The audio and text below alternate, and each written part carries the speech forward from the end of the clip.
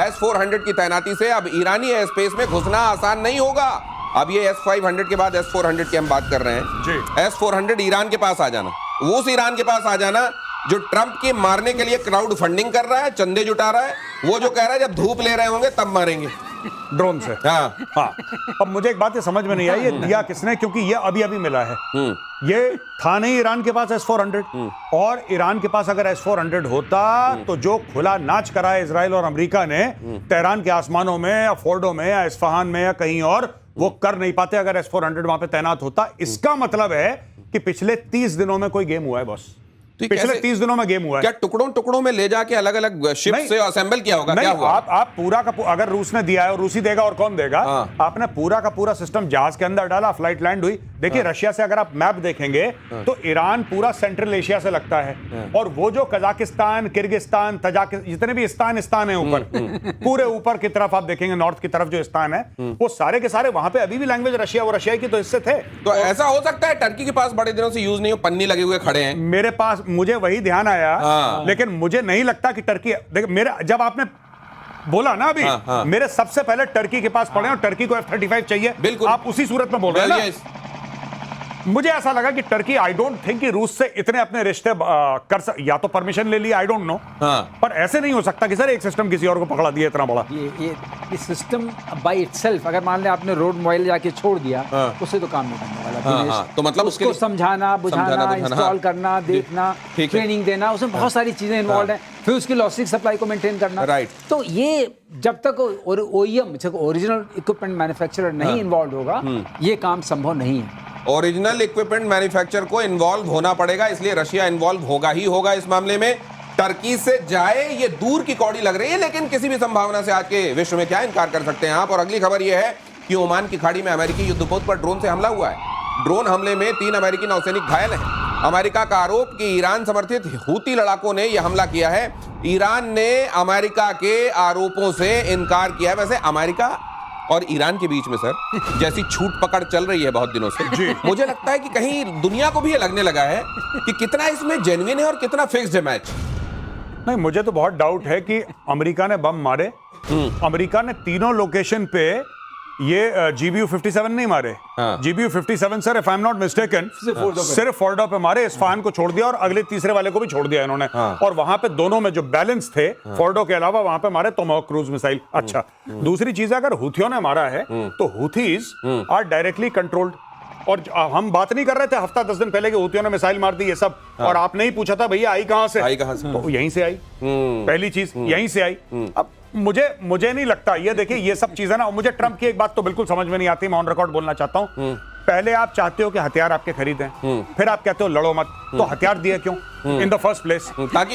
ताकि वो बीच में जाके सीटी बजा के फुर्र करके बोले कि चलो नोबेल नोबेल मेरा नोबेल, शांत हो जाओ। आप अगर हथियार बेच रहे हैं तो लड़ने के लिए ही है, फिर या तो आप हथियार ना बेचें, फिर आप कुछ और टेडी बेयर बेचें। आप टेडी बेयर बेचा करें और आप उसके बाद कहें कि अब मैं पीस के लिए अप्लाई करता हूं। वैसे ये जो कहा जाता है कि अभी सुनामी आई, तो पता नहीं किसी ने कहा कि ये ट्रंप ने अचानक उठकर कहा कि मैंने सुनामी से कह दिया रुको तुम नहीं उठ सकती, और उसके बाद सुनामी ने उठना बंद कर दिया। क्योंकि तो कहीं भी सीज फायर करा देते हैं। ये सुनामी के ऊपर टैरिफ लगा देगा अगर सुनामी ने मना कर दिया कि तुमने कब बोला था।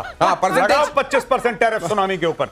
हिम्मत कैसे हुई इसकी? ये सर, ये जो हूतियों ने किया है, ये सीज फायर को एक तरीके से चैलेंज है कि तुम हो ना सीज फायर की सीटी बजाने वाले, लो ये मार दिया, आप बताओ क्या करोगे। अब ये होगा क्या इसका देखिए, हूती को कंट्रोल करने के लिए ईरान को कंट्रोल करना ही पड़ेगा, और ईरान के लिए आप सीज फायर कराए बैठे। ईरान पे आप सीटी बजा चुके हैं, क्योंकि मामला नोबेल पीस प्राइज का। अब सवाल उठता है कि इस पूरे मामले में पेचीदा सा हो गया है, और लेकिन 3 अमेरिकन घायल हो गए। ये वहां बहुत खतरनाक तरीके से मैसेज जाता है। अगर कोई अमेरिकन सोल्जर घायल होता है या मरता है, वो अमेरिकन पब्लिक टॉलरेट नहीं करती है। तो ये इनके लिए बहुत बड़ा पॉलिटिकल चैलेंज है कि आप किस तरह की राजनीति कर रहे हैं कि हमारे हूती मार दे रहा है हमारे सोल्जर्स को, वो भी मतलब कोई बड़ा। सही बात है। अब ईरान ही कुछ करता तो समझ में आता। मतलब कोई ये प्रॉक्सी मार दे रहे हैं, और किस तरह का डिफेंस सिस्टम, अब नहीं उठेगा सवाल। अब इनसे नहीं पूछा जाएगा, हमसे पूछा जा रहा है कैसे घुसे, मिसाइल आई कैसे, इतने सारे आपने बिलियंस ऑफ डॉलर्स का एक युद्धपोत बनाया हुआ है। अब उसके अंदर वो मिसाइल कैसे पहुंच गई उसकी? अरे इजराइल रोक लेता है सारे रॉकेट्स को, इजराइल सब कुछ को रोकता है, हम क्या हैं? अब बहुत प्रश्न चिन्ह खड़े होंगे। ये मामूली नहीं है। अगर इसका डिस्कशन आप देखिएगा आने वाले दिनों में, इसमें कई प्रश्न चिन्ह उठेंगे और वो सारे जाके पॉइंटर बनेंगे ट्रंप के लिए कि आप कर क्या रहे हैं, अमेरिकियों की जान को खतरा हो रहा है और आप बस अपना देख रहे हैं, आपको पड़ी हुई है नोबेल की। अगला देखिए, पहलगाम अटैक को लेकर यूनाइटेड नेशन की रिपोर्ट से पाकिस्तान की पोल खुली। बैसरन घाटी अटैक में लश्कर तैयबा का हाथ था, यूनाइटेड नेशंस की रिपोर्ट कह रही है। यूनाइटेड नेशन सिक्योरिटी काउंसिल की प्रतिबंध निगरानी टीम की रिपोर्ट, टीआरएफ ने जो जिम्मेदारी ली वो एकदम सही, लश्कर ने टीआरएफ के काम में मदद की थी। सर ये मुझे समझाइए जरा जी। ये यूनाइटेड नेशन सिक्योरिटी काउंसिल की अभी अध्यक्षता जो है वो पाकिस्तान के पास है। हाँ, मतलब as a non permanent member वो कर रहा है, और यहां यूनाइटेड नेशन की तरफ से आ रहा है कि टीआरएफ ने वहां काम किया था और उसने उसकी जिम्मेदारी भी ली थी। लश्कर तैयबा का ये प्रॉक्सी है जी। अब ये इसका पूरा मेरे को गड़बड़ झाला, ये किस तरीके से गोल है, समझाइए। इसमें इस बार ये देखिए 5 परमानेंट मेंबर्स हैं, जिसमें Russia, China, France, England and United states of America 5 हैं। पांचों की जब तक सहमति नहीं होती है तब तक कोई चीज नहीं होती। अगर एक भी ऑब्जेक्ट करेगा वो चीज बैठ जाएगी। इसका मतलब जब पाकिस्तान को जूते मार रहा था United nation security council, China चुप था। वरना इसी चाइना ने 1.5-2 महीने पहले जो भारत की पहल थी कि टीआरएफ को आतंकी संगठन घोषित करो, इसी यूनाइटेड नेशन सिक्योरिटी काउंसिल ने उसको शूट डाउन करा था। मतलब आप ये कह रहे हैं कि अमेरिका का नाम का सिंदूर लगाने लगा है आजकल पाकिस्तान, इसलिए चाइना कह रहा है ठीक है बेटा, अब जो साथ मिल रहा था बंद। आप बिल्कुल ठीक कह रहे हैं। यूएस ने भी चुप रहा, दोनों चुप हैं। देखिए बात यह है ना कि पाकिस्तान चाहते पाकिस्तान पिटता रहे, ये पिटता रहे तब ये तमीज से रहता है। मेरे को सर पाकिस्तान के ही लोगों का बनाया हुआ एक मीम याद आ रहा है, जिसमें एक पत्रकार नुमा आदमी के सामने एक बैठा हुआ है, वो पूछ रहा है एक सवाल पूछना है आपसे। वो कहता है हाँ पूछिए क्या है।